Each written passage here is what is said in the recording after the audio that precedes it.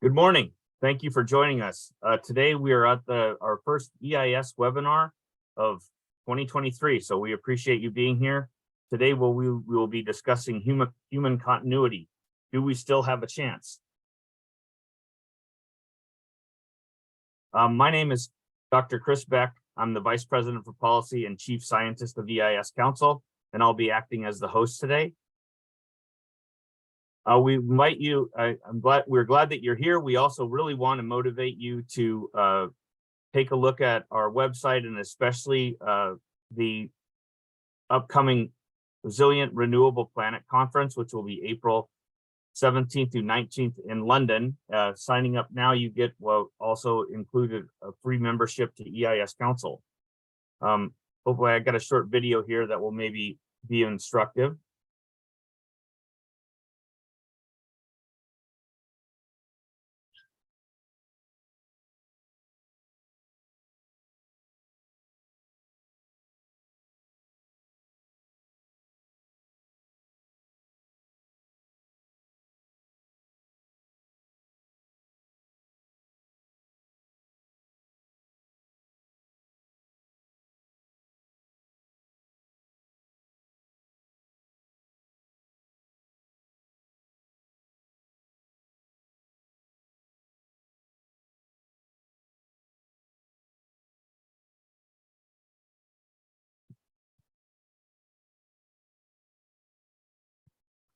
So once again, that Resilient Renewable Planet Conference and Exhibition, April 17th through 19th.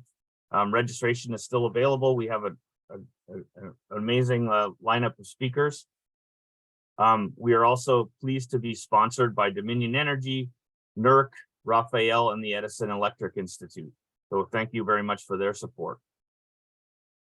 That agenda, we'll be talking about some very top level ideas that are critical for planetary civilizational survival, looking at where are we today as far as our resilience, what are the trends, where are we going, focusing on who are the pathfinders, who are the leaders for this kind of exploration, and finally some forward-looking vision. So many of you are familiar with the EIS Summit series, which we ran for 10 years up until 2019. Obviously, some intervention there because of COVID. So we had to reboot this year with the Resilient Renewable Planet, and this will also combine and introduce the Human Continuity Project. And that project is about addressing fundamental Black sky resilience gaps. It's about developing tools. It's about collaborating and research. And we'll get in, I'm going to ask my colleague to talk a little bit about that in his opening remarks. We also have our fifth now ePro handbook on Black Start for a Greener Grid, which is coming soon. So we'll keep you informed about that. Please remember to share with your network. If you can come, invite people either to these webinars or to the conference, or just joining up as a member. All of that is appreciated, and we always appreciate your feedback. Remember to share your questions in the chat. So moving on to the specifics of today's session, I'm pleased to be joined by our CEO and Chairman, Avi Schnur, who will be giving a couple of remarks. Also, we're thrilled to have two distinguished professors, Dr. Stephen Flynn, a professor and director of the Global Resilience Institute at Northeastern University. He's a founding director of the Global Resilience Institute, where he leads a major university-wide resilience initiative to inform and advance societal resilience in the face of growing human-made and naturally occurring turbulence. He's a professor of both political science and civil environmental engineering. So thank you, Dr. Flynn, for joining us. I'm also pleased that Dr. Michel Bruneau, who's the SUNY Distinguished Professor at SUNY Buffalo and author of The Blessings of Disaster, The Lessons That Catastrophes Teach Us and Why Our Future Depends on It. Dr. Bruneau is a distinguished member of the American Society of Civil Engineers, a fellow of the Canadian Academy of Engineering, and emeritus director of a National Science Foundation funded earthquake engineering center that focus on enhancing the disaster resilience of communities. We spent more than 3 decades developing engineering strategies to enhance the resilience of infrastructure. So we're just thrilled to have our wonderful panel today. Remember to share your thoughts and questions in the chat. You'll also see some questions, some interactive questions and polls that will pop up. We'd appreciate your feedback on those as well. A couple of things that we're going to be kind of starting with, because they're so relevant. The war in Ukraine, how does this, what is the outlook? Infrastructure impacts, societal impacts. We have had these devastating earthquakes in Turkey and Syria recently, and of course we're all still dealing with the COVID disaster. So with that, I would invite our panelists to please open your videos and your unmute yourselves. And as I said, I would like to recognize Avi just for a minute to kind of give us an additional motivating frame setting, and then we'll dig into some of these topics in more detail. Avi. Well, thank you, Chris, and Michelle and Steve. Thanks so much for being part of this. Your reputation really all by itself makes it clear that you represent real leaders in looking at and researching resilience against a variety of extreme hazards, and I'm delighted you're here. I just wanted to say a few words about the Human Continuity Project. I think we can probably all agree that human continuity fundamentally seems like a good idea.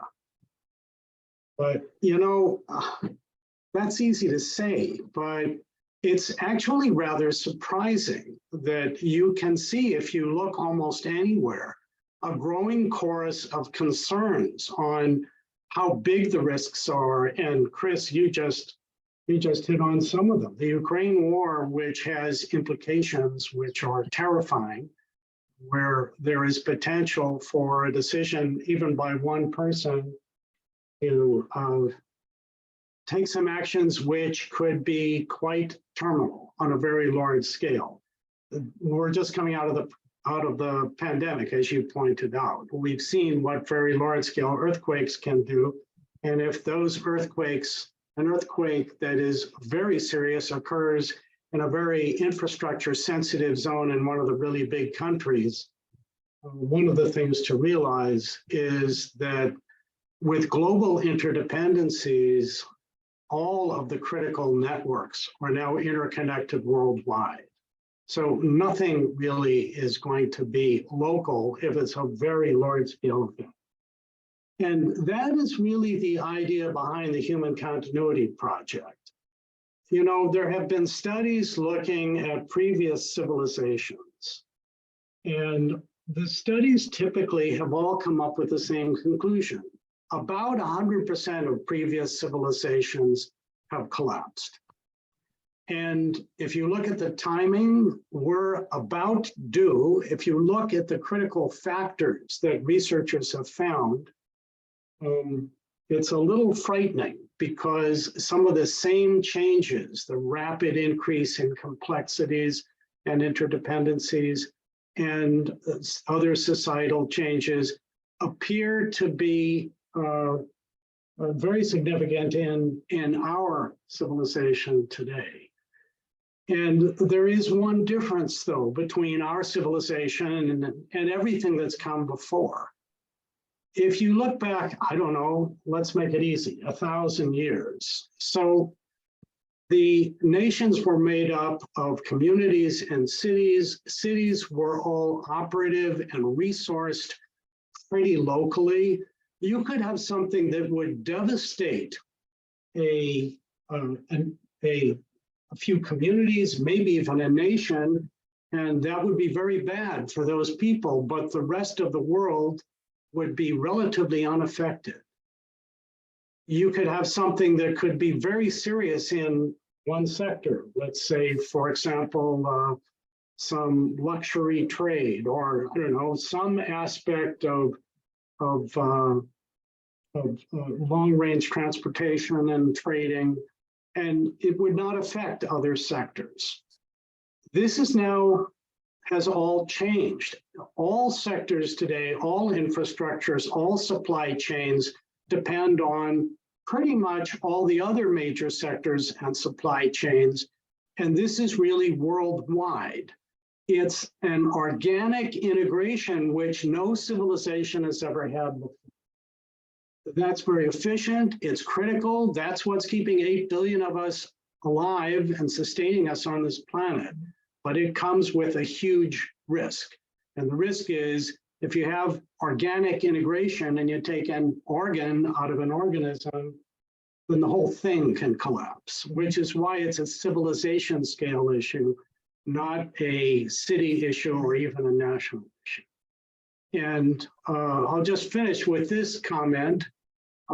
Steve, you said something that I have repeated a few times that was very profound for me. You told me, gosh, it must be about 6 months ago, that you, of course, are extremely concerned about these civilization scale black sky class issues. But even for resilience organizations like ours, it has been hard to engage with these as the most serious concerns our civilization is facing, because people don't know how to fund them. They don't know how to deal with them.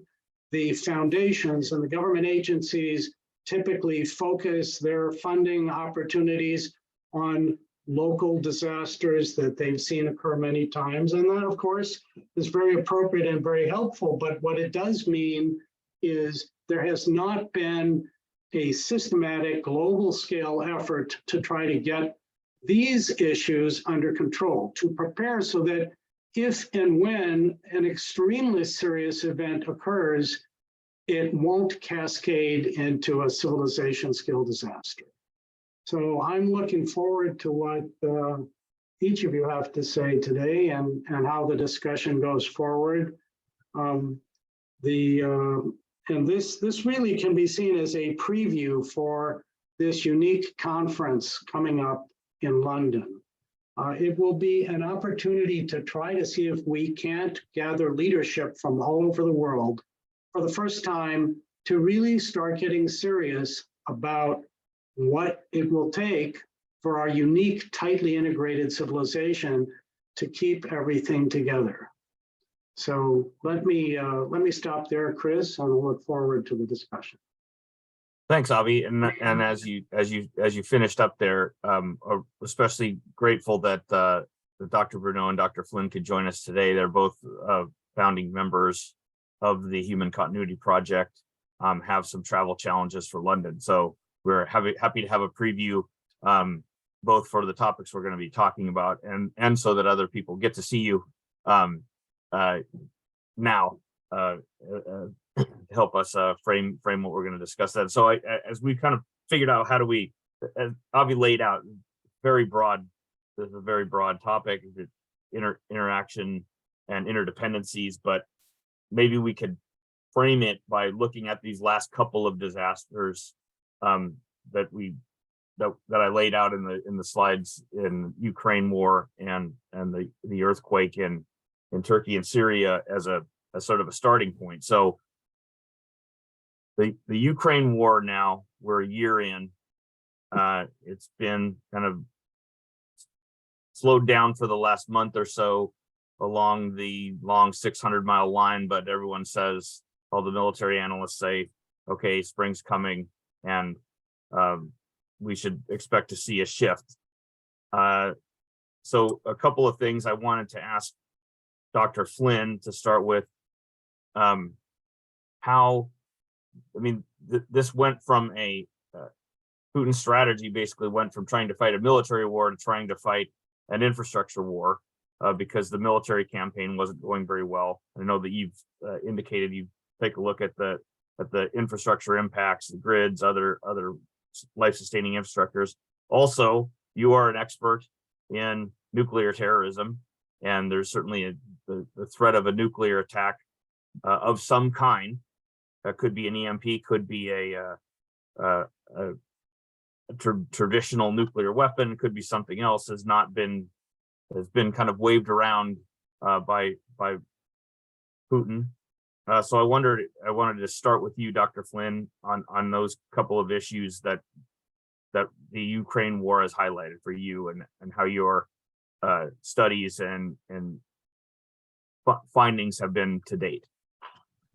Sure, happy to do so, and really delighted to be able to participate in the very important work that you and Avi are leading. I think it's so critical that we do take on these challenges in this much more ambitious systems approach if we're going to be successful. What I talk about when I talk about resilience is, in terms of the imperative behind it, it's not so much because of the prevalence of threats and hazards, like we're going to be chatting about what's happening in Ukraine, or the earthquake in Turkey and Syria, or we can pick our major events around the world. It is, as Avi was highlighting, because we are hyper connected. So what used to be a localized shock now cascades in far more disruptive and destructive ways. And as Avi also highlighted, we're simply not organized. We don't think in these ways, and we don't organize ourselves in these ways. We're organized politically around jurisdictions, when virtually none of these challenges will stay within a jurisdiction, and we're organized in the academy around disciplines, around sectors.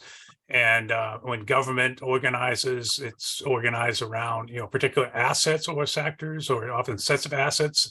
They don't even necessarily look at transportation as it is mobility. They look at transit. They look at trains and buses and trucks and rail and so forth, all in silos. And so when you're really looking at a challenge that cascades across those efforts, we're almost always are too surprised when they happen, and we're very clumsy in terms of how we respond and recover to them. Relative to Ukraine, I mean, there's so many sobering things that are coming out of Russia's invasion in Ukraine. And now we're at the year point. It's sort of really important to point out that, wars, when they happen, are always messy. If they go beyond a few weeks, even maybe up to a few months, they almost always don't get solved for a long time. So there's nothing to say that this war is going to get better. Even with, come spring, people are looking at, some movement on one side or the other. It's more likely we're in this for the long haul. And that raises some sobering implications, particularly, for Ukrainians, but very much for the international system, is how it's been operating relative to the nuclear risk. First, to the Ukrainians, as the war stagnates from a military battlefront way, and it has been in that position, hard to see how it changes dramatically, because what the Russians are doing is throwing lots of bodies at it, but they're not well-trained bodies. They're basically just, Putin is willing to accept lots of casualties. And the Ukrainians have demonstrated, the power of defense, particularly if you're highly motivated and the territory, and the ability there. Now, numbers aren't in their favor, because as they lose people, war attrition doesn't work out very well.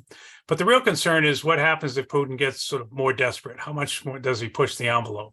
What's been very clear is that he's expanded the battlefield to include civil infrastructure. It's almost indiscriminate in the attacking on the power grid. We of course have multiple nuclear reactors. About 50% of the power grid in Ukraine is based on civil nuclear production. Russians have occupied one of those facilities, and the biggest one and most important. But the targeting with cruise missiles and drones and so forth on key parts of the infrastructure that so many of us take for granted, the substations, the transformers, most certainly in the United States, much of Europe, there aren't a lot of spares. The assumption was nobody would want to take on these things. And so the Ukrainians have been incredibly skillful at recovering the systems when it gets knocked down.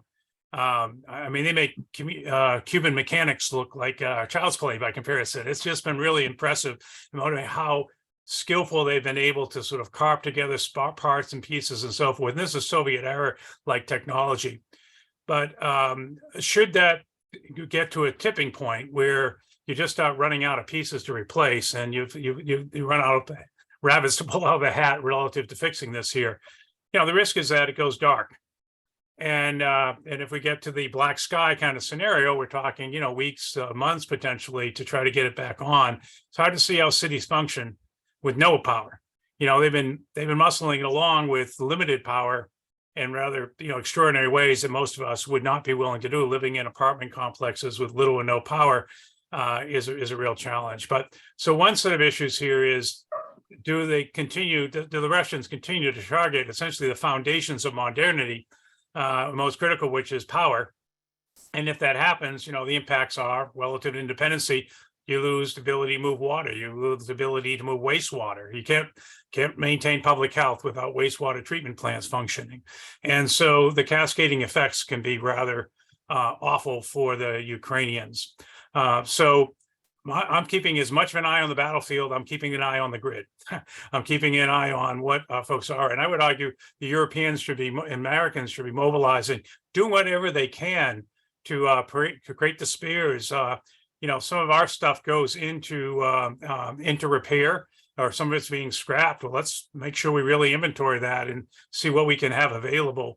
And it's not just for Ukraine. The future warfare is going to be targeting things like the power grid. And so really looking at the infrastructure we have, not just through the lens of, we can get by with just enough, to really having to think about redundancies and spares are critical if we're going to be able to maintain our modern way of life. So that's on the sort of power grid, the critical infrastructure side. One of the really most sobering parts of the war, though, is potentially the erosion of nuclear norms. Really an extraordinary story of the post-Cold War era. When the wall came down and the Soviet Union went away and Russia, came out of the ashes there, is that the United States and Russia so deeply collaborated on essentially keeping the nuclear club very small and constraining the number of weapons within our respective arsenals. And of course, Ukraine gave up, a significant part of the Soviet arsenal to the Russians, which ultimately with the US worked to disarm and convert nuclear fuels and so forth into civil uses and the rest. It's an extraordinary story. And the efforts around arms control that persisted throughout the early parts of the US-Russian relationship, well, that's all gone. And so the main check for proliferation and non-proliferation, and Putin talking about the use of nuclear, essentially the target of nuclear facilities as he has done, but also the use of potential tactical nukes and others, just reminding everybody he's a nuclear power. It would take an extreme situation like probably him being most desperate, which it could well be, I think, to go over that tipping point, because the world would, I think, erupt in, as much as there's been pretty solid resistance here. That really is a game changer.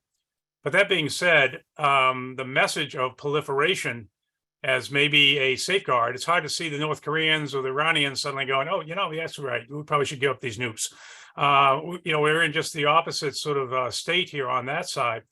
Coming to where Dow bridges with the nuclear terrorism issue is also combined with that, almost certainly we're going to have to invest in the nuclear sector if we're going to achieve the zero carbon goals that we're trying to achieve. And there's certainly a renaissance that's happening with nuclear energy, and particularly going to much smaller component, much more smaller based, modular based nuclear reactors that are going to be more geographically spread.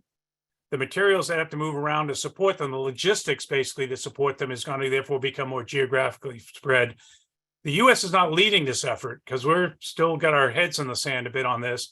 And so unlike in the 50s and 60s, where pretty much the US set the standards for safety and security, because if you wanted to get in the game in civil nuclear, you played by the rules that were set down by the US government. that no longer is, that's no longer the case. And the folks who are out there pushing the equipment are primarily from a market standpoint, commercial standpoint, not thinking as much about safety and security. So here's the problem relative to the terrorism issue is a combination of, there's potentially more stuff where you could get access to the materials. There's potentially a world where we're in proliferation, and more instability, where access to weapons could be there. There also is an increasing blurring line that Russia has demonstrated in the war in Iraq between state and non-state. The use of the Wagner Group, the use of militias, the use of potentially non-state actors like terrorist organizations to support state objectives. That line has gotten blurrier and blurrier. And so you combine basically the changing nature of terrorism with the expansion of the nuclear, essentially nuclear materials from the civil side, and the potential loss of arms control and non-proliferation. We've been rather dozy in this last part of the nuclear age. We got to wake up. Thank you, Steve. I think that's kind of points that the idea of resilience being so important, because we can't, the picture you're painting is prevention is increasingly difficult, right? So I wanted to just a lot there, Steve, that you brought up. I wanted to just give first Dr. Bruneau and then Avi a chance to just pick up on any of those threads there. Agree, disagree, amplify, add, subtract. Dr. Bruneau first, please. Well, I think Steve painted a very comprehensive picture. And again, thank you very much for having me here. So it's a pleasure to join this event. I can maybe add just a few things because you really covered it so well. And I think the way we will approach the nuclear threat, in my opinion, can be maybe instructed by the way we address current disasters. If we look at how we've done in the past and how we do currently with current disasters, it's not that different, I guess, in terms of how we prepare or not prepare, or have vision or no vision about it, as to how we will deal with other existential threats that are facing us. And when we hear about climate change every day in the news, right? That's the thing that's been there multiple times during the week, and always reminded to people that climate change is happening. But at the same time, there are other existential threats that have been there always. And the nuclear threat has certainly not disappeared. And even, as Steve mentioned, there's been a reduction, and there's been international collaboration to minimize the number of weapons. I think we went from 20,000 nuclear heads in the US and the same amount in Russia to a third of that in each country. But that's still enough nuclear heads to essentially wipe out the entire civilization if you blow them up at the same time. So the threat is there. And I think we need to look carefully at how we deal with current disasters and see if there are lessons we can learn as to how we do there and how we do not do well, and maybe try to use these lessons to change our approach to these other disasters. And you mentioned earlier the Turkey earthquake. The Turkey earthquake, to me, I'd love to say I'm not surprised anymore, nothing surprises me anymore, but that's never true. Of course, there's always new things. But I think for the Turkey earthquake, to a large degree, there's a lot of things there that are déjà vu all over again, as the say goes. I was in Turkey in 1992 after an earthquake there, and in 1999, and I've got boxes of slides of pictures of damage that look exactly the same like the ones we've seen on the news. And so the Turkey earthquake, pretty much every chapter in my book addresses issues that have happened with the Turkey earthquake and that will happen with many other disasters. And let's focus maybe on buildings for a moment, because that's what we've seen in the news, right? Thousands of buildings have collapsed. And I think in 1999, it was 17,000 deaths and 20,000 buildings that collapsed or something. And now we're probably going to see 6 or 8 times that amount of casualties. The latest count was 55,000. I think on February 6th, I was surprised when they said 1,000 casualties. It's going to be at least 60,000 that might be just the official number. The non-official number might be way above that. But the building situation, we can break out in 2 parts, the existing buildings and the new buildings. And what I mean by that is those that were built by standards that are nowadays considered obsolete, right? We will not do these things anymore. We know it better. And new buildings would be those that are done in compliance with the latest building codes. And what I'm going to say about buildings can apply about many other types of infrastructure. You can draw the parallels as we go through that. So, as I said, that what we've seen in Turkey, 92, 99, 2023 is the same as what we've actually seen in Mexico in 85, and what we'll probably see to some degree in the United States. And the reason is as follows. People forget that there's a huge inventory of existing infrastructure that is aging and that has been built at a time when we did not really have good standards on how to address multiple natural hazards. And so there are solutions. The knowledge is there technically on how to fix these things.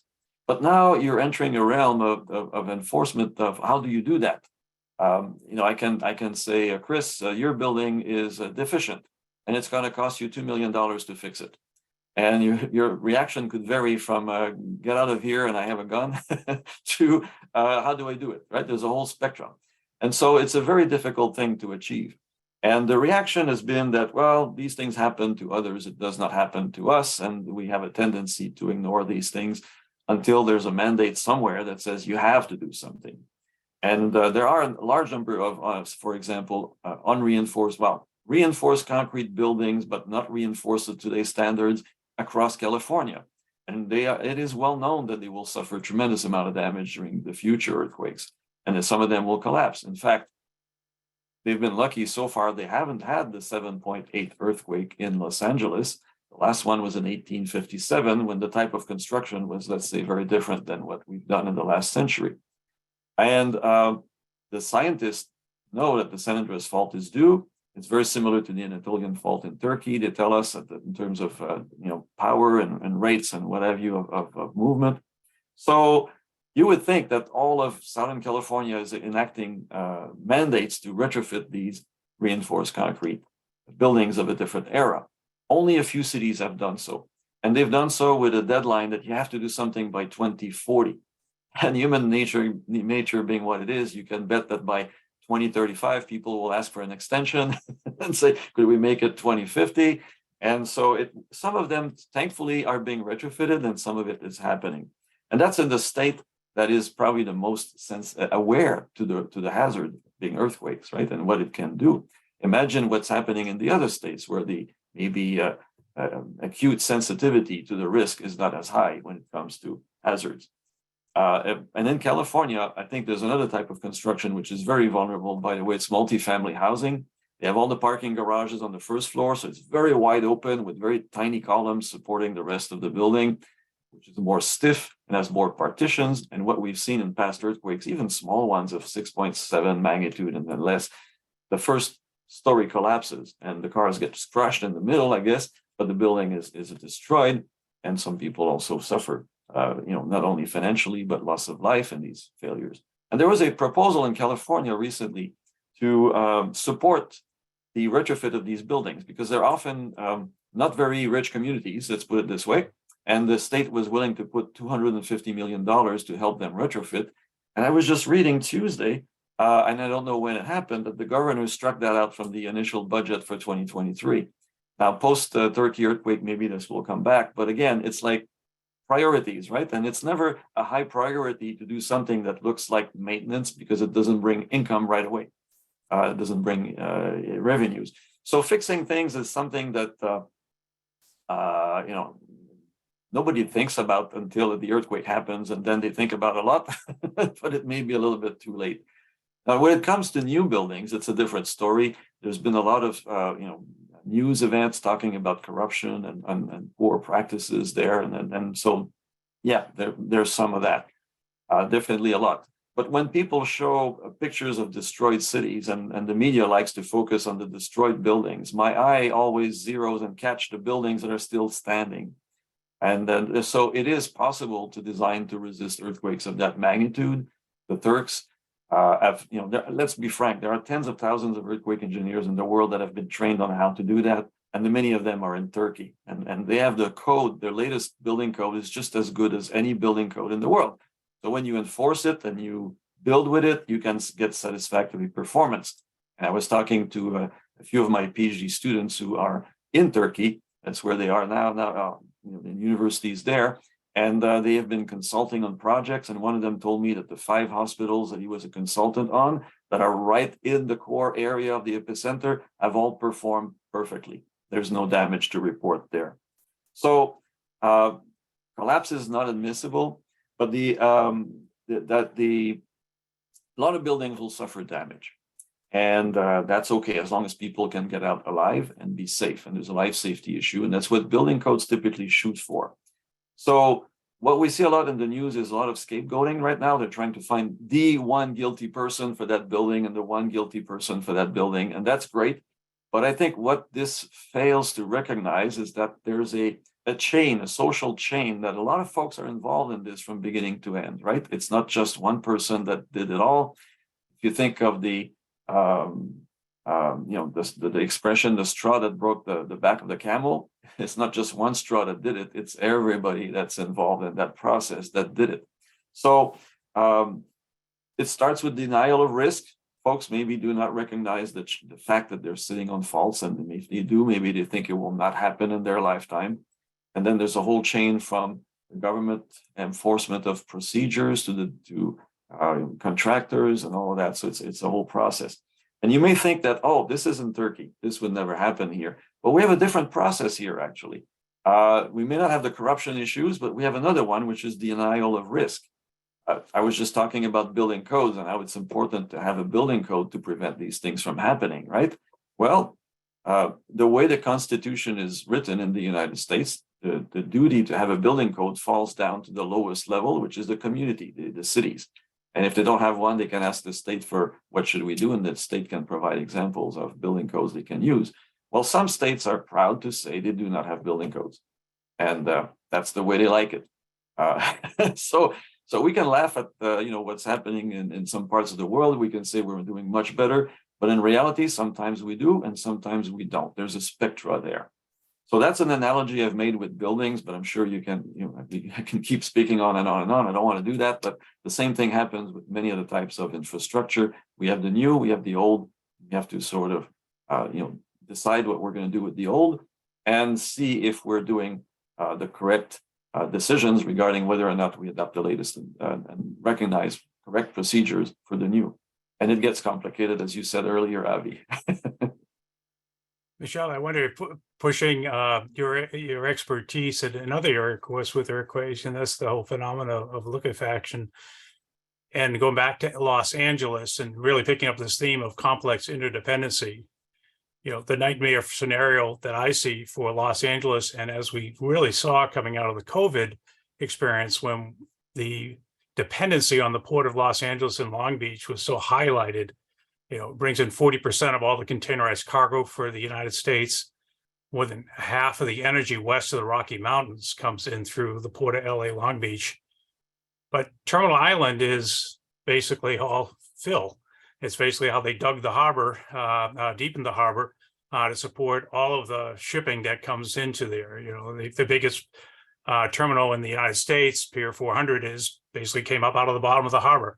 And so when the ground moves, right, we got liquefaction. And so that translates into the collapse of the port complex, which then means, how are we going to bring in the containerized cargo, which is just in time in the world in which we live in.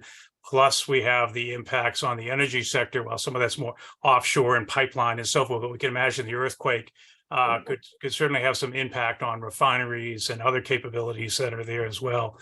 And then I guess getting to multifamily homes and so forth here, we really also saw with COVID, if you don't have workers, you don't have truck drivers or short haul, you don't have workers who are the longshoremen who have to, dock workers who bring those containers in and out, that facility also is not going to operate, even if it's not damaged. So we have this risk of potentially of major damage in an area that's not localized. It's really going to cascade to have international impacts on the global supply system. Is that one of the scenarios that you're saying gets getting sufficient attention? So I think you've described the situation of the ports extremely well in your books, Steve, and I enjoyed reading that because it was very detailed, and you've summarized it very well in the past few minutes. I think it's not just ports, it's everything. It's everything out there that is in one way or another exposed. I'll give you a similar example that may seem less obvious to folks, but the valley in California near Sacramento is there because there are levees all around that keeps the water of the river flowing east to west. But the ground has been settling now, and the levees keep getting bigger and higher, and the ground is settling, and they raise the levees. And you may not think there's much there, right? It's just open fields. But if there's an earthquake, and in parts to soil response, because the reason I'm going there is because you were mentioning the responsive soils, is that the levees will fail, and the water will infiltrate the valley. And so it will affect the source of water for the East Bay of San Francisco. You cannot drink salt water. Salt water will contaminate the pipes, and they estimate that it could be 6 months before you can get back on track and have all the levees repaired and the water being back serving the East Bay of San Francisco, if that happens. Now, this is something that has been mentioned before to the groups that are in charge of these things. So they know it exists, they know it's a threat. I guess we can have an optimistic outlook, and it's probably not going to happen in our lifetime, right? I mean, I thought I saw you wanted to comment or follow up. Yeah. Well, one of the exciting things about having conversations like this is it's an opportunity, even for me, to get even more terrified than I have been. I have to say, Steve and Michel, you have successfully accomplished that task. You know, it's absolutely true. And unfortunately, as you have both pointed out, the resilience gaps that we have today are expanding, and the threats that we are facing because of all the tight interdependencies are growing. You know, the California, basically the grid, the Western grid in the United States, and the Texas grid, the California grid last summer, the Texas grid, of course, and the polar vortex, both came within minutes of collapse. And imagine if a full power grid collapses, what the consequence would be. Restarting a power grid does not happen in a few minutes. It does not happen in hours. It does not happen in days. You would be lucky to get a power grid back on in weeks. People don't do too well without water or any of the other sustaining infrastructures that keep people alive for, say, a month or so. So there's plenty of reason out there to be really terrified. But the point I wanted to make is the following. The fundamental idea behind what we're talking about here and the thrust of the Human Continuity Project is actually very positive and optimistic in the following way. These, as both Steve, Michel, you both pointed out, none of these resilience approaches are mysteries. We understand the threats. We understand what has to be done. If you take a look at what at least minimal steps would be to begin addressing these concerns, they're not even that expensive.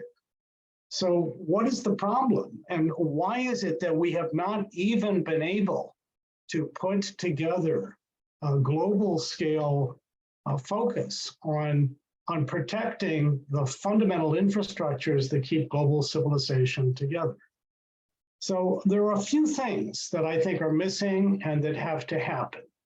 And I think these are opportunities where everyone can get involved, certainly everyone who's involved in this webinar, and you can talk to your friends.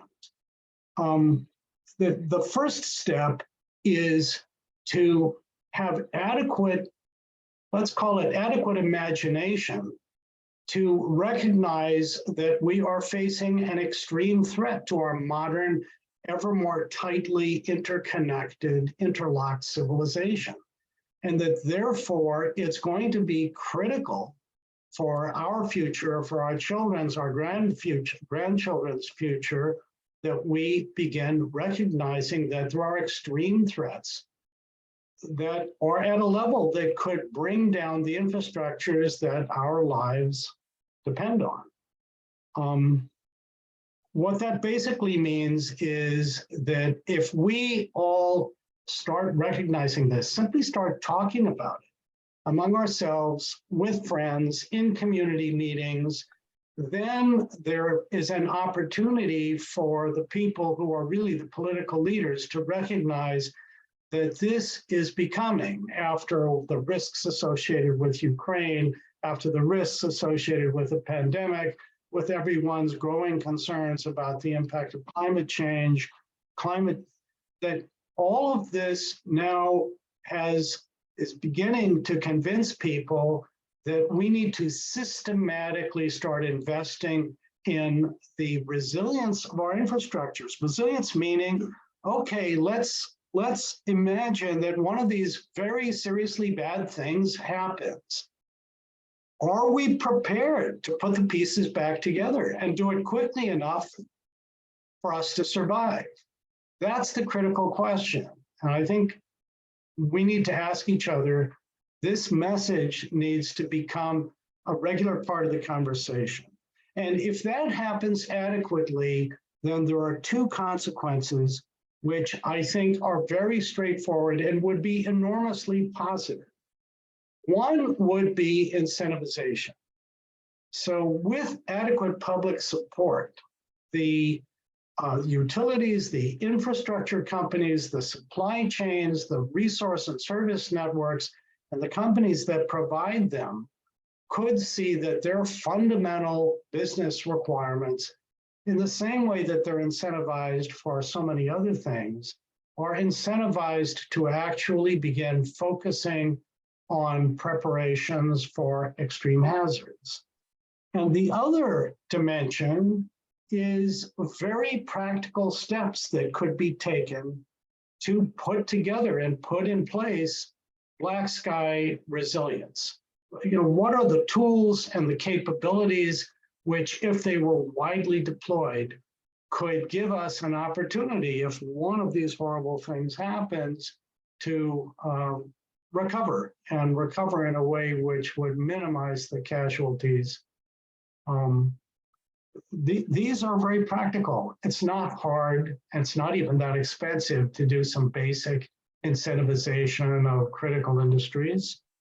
The most critical tools and capabilities needed to ensure that in a massive disaster, it would be possible to put the pieces back together are well known. If you're interested, you can go to our website and look up black sky tools and capabilities. There's a handful of them. Most of them are commercial off-the-shelf capabilities and not super expensive. So this is the key, I think. We need to begin, not just imagine that this is a subject for some phantom magic organization out there to take on by itself. This needs to become part of the normal conversation that we all have with everyone, with our friends, our family, and community groups.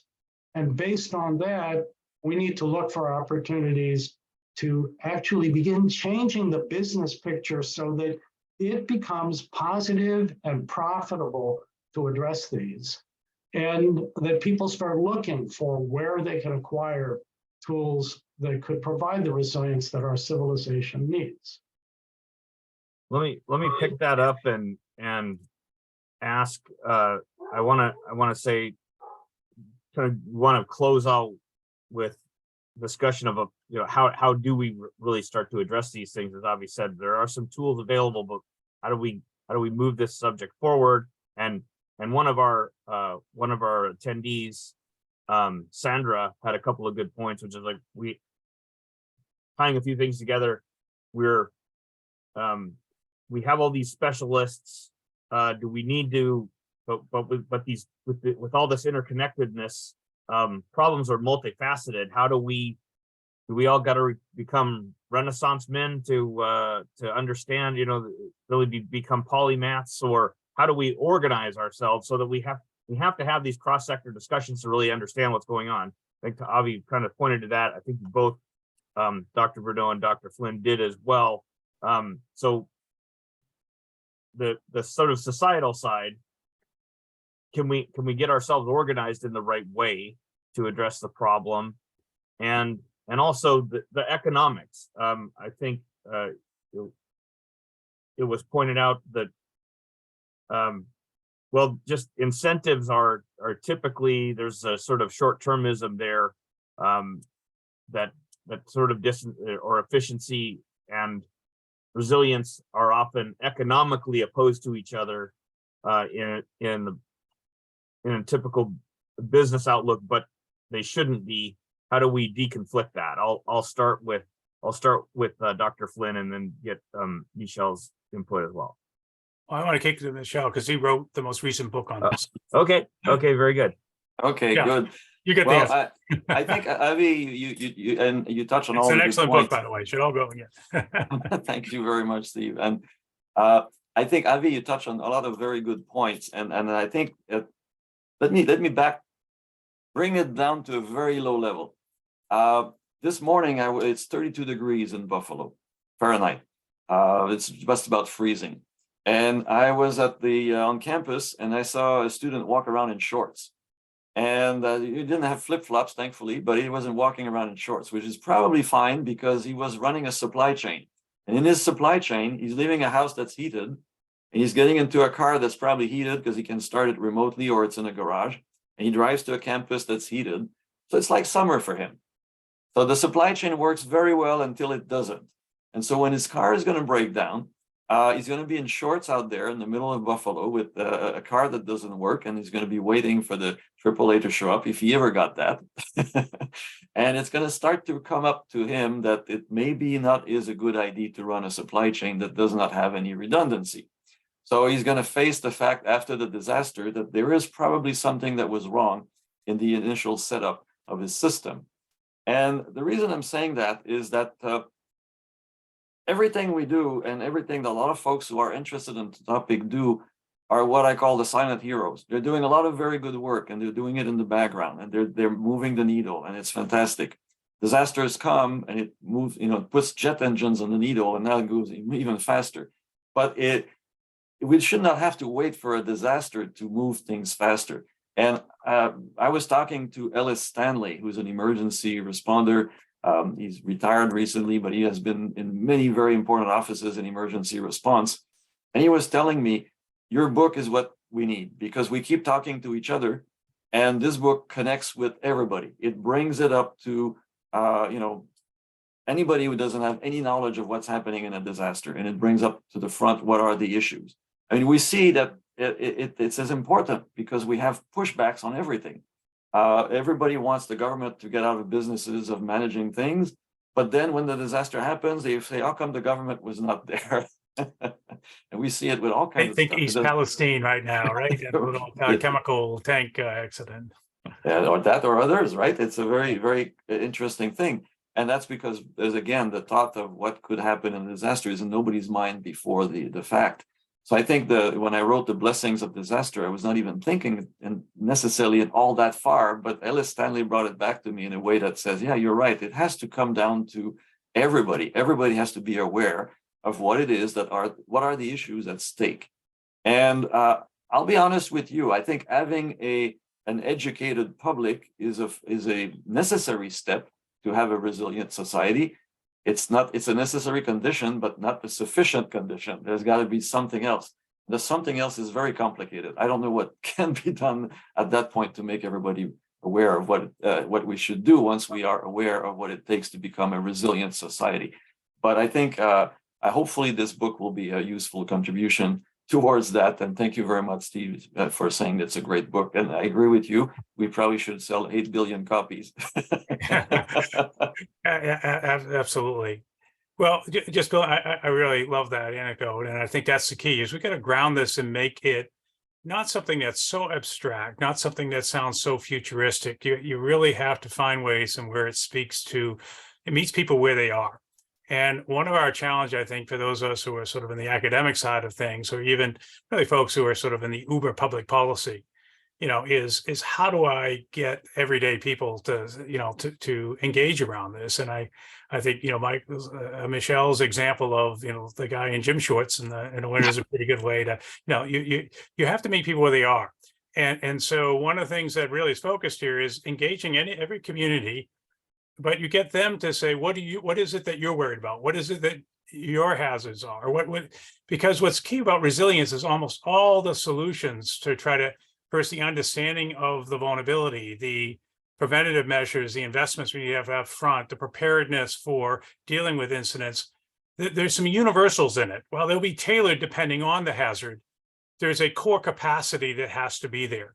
And so sometimes those of us in the disaster world have our favorite disasters. You should be prepared for nuclear, Armageddon. You should be prepared for earthquakes. You should be prepared for, and what you really need to do is ground it where people are. What are they worried about? In almost all cases, what they're not going to get to where they need to be without a deeper understanding of the risk, without their having developed collaborative ways to which they get out in front of that risk, and where they come together when risk manifests itself in productive ways that allow them to recover, and ideally even better to adapt. We talk about resilience as bouncing forward, not bouncing back.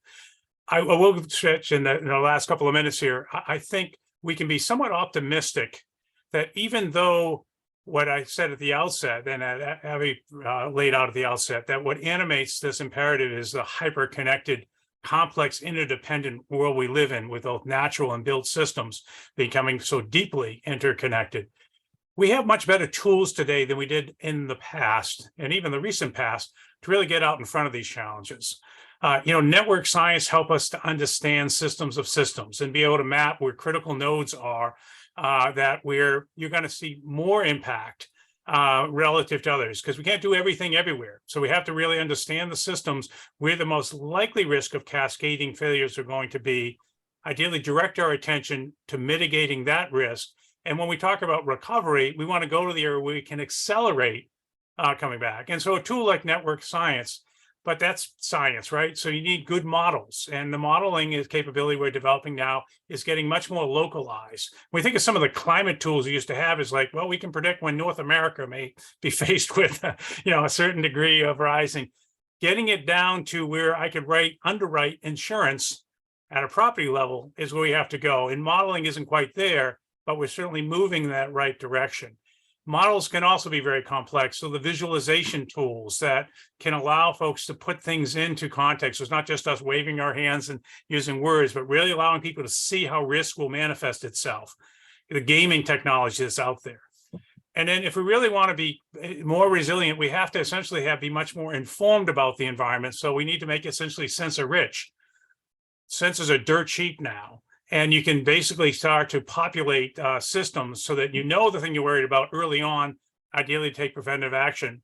But also, because it generates so much data, artificial intelligence and machine learning gives us tools to allow us to manage that, so it's not data overload. But you do need to focus on decision support tools that will allow these things to happen. So there's a lot of powerful new tools out there and new technologies. We just got to bring it together around this set of challenges. And I know that's a big part of what ESI does. With understanding, though, we need the protocols in place that allows us to do this in a much more coordinated way.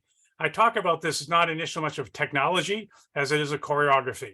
A lot of this is about how we pull people together and work together. And then key to a point we've also raised throughout the hour, the incentives have to be there. And incentives are either public policy mandates, thou shalt do this, that's an incentive. If you don't, you go to jail or you get a fine. But there's also lots of incentives that can be market-based. And the biggest, richest area are in the areas of insurance, where we're seeing much more better-based insurance policies that are allowing us to not just recover losses, but actually to incentivize to mitigate upfront. And those efforts need to be harnessed to a far greater degree than they are. And of course, all this has to be done not on a local scale, just a local scale. It has to be done in a regional, multinational, ultimately international scale, which is why I love the mission that EIS has embraced for itself. Thank you, Steve. I think one thing we have to be careful about is someone Kaja noted in the chat, we could be incentivizing more risk if we're not careful. So we really have to think through this sort of globally, as you all talked about. I would say this is we're right at the top of the hour. Thank you very much for your time. And I think what we're seeing here is that we're so happy to have Dr. Bruneau and Dr. Flynn here today. Just get a flavor of the kind of things that we're going to be needing to talk about why we are having a 2.5-day conference, because this is, an hour. We sort of cracked open a couple of the questions and some topics. One thing we do know to do is to get Dr. Bruneau's book, but other than that, we need to have a lot more conversations about how to actualize these things, how to get the right incentives, how to talk through think through this very complicated and interdependent infrastructure situation. I'll pause and so once again say thank you to Dr. Flynn, Dr. Bruneau, and Avi, if you wanted to make any closing remark. Well, I'll just finish with this. Sandra, I'm sure you're still listening. Your question really is excellent. And Steve, I think the final your final comments in response to that question are very appropriate. We have tools that look at the interdependencies. We're developing AI-based decision support capabilities. The EIS Council has what may be one of the most advanced capabilities in the world that is now under development. So we actually have the capabilities now that will be needed. And most of them are capabilities which are either off the shelf or in development with current technology. So the key is not having everyone somehow figure out all of the details. The key is building the motivation so that the corporate world will find itself positively incentivized to move forward, and governments, government agencies, legislators out there will see this is a critical issue. It is the issue for our times. And in addition to dealing with global issues like the pandemic, like climate change, massive infrastructure, massive inflation issues, and supply chain crises, we need to prepare globally now for resilience of our civilization against extreme hazards. And the Human Continuity Project, that is what it is designed to do, to bring together really the best and brightest organizations around the world to be addressing this concern as a community. Okay, thanks, Avi. And as a public service, I just put Michel's Amazon book link in the chat. Thank you, Steve. Thanks, Steve. I wanted to note that there's those links are in the chat for folks to grab. Go ahead, Dr. Bruneau. I think two things in closing. I think just to want to clarify, the book is written for general public. It's not an academic book, so it's meant to be understood by your parents, your grandparents, your neighbor, what have you. But I think, Avi, the black sky scenarios, I find them fascinating. I think everything, and especially I think the linchpin of this is electricity, right? It's the one utility that everything depends on nowadays, and we're converging even more towards dependency on electricity. And so I'm really, eager to see this moving forward with the EIS projects on trying to prevent black sky, because that's a very important thing in my mind. I try to imagine being 3 months without power. That means 3 months without so many things. So I think it's a really fantastic thing that EIS is doing. Thank you so much. Thank you all for joining us. Thank you also for our very active participants. Hope you grabbed the information that you wanted from the chat. Thanks, Stephen, for putting the link to the book up, etc. My colleague Lee, he has put some things up, and I tried to bring some of those questions forward and out into the discussion, so it was very, very helpful. So once again, thanks everyone. Hope to see some of you in London, and Michel and Stephen will be. I won't see you in London, but we'll keep the conversation going as we build out more efforts, more technology, more policy towards addressing a lot of these issues. Thank you. It was a pleasure to be here. Thank you. Us too. Thanks so much. Bye, everyone.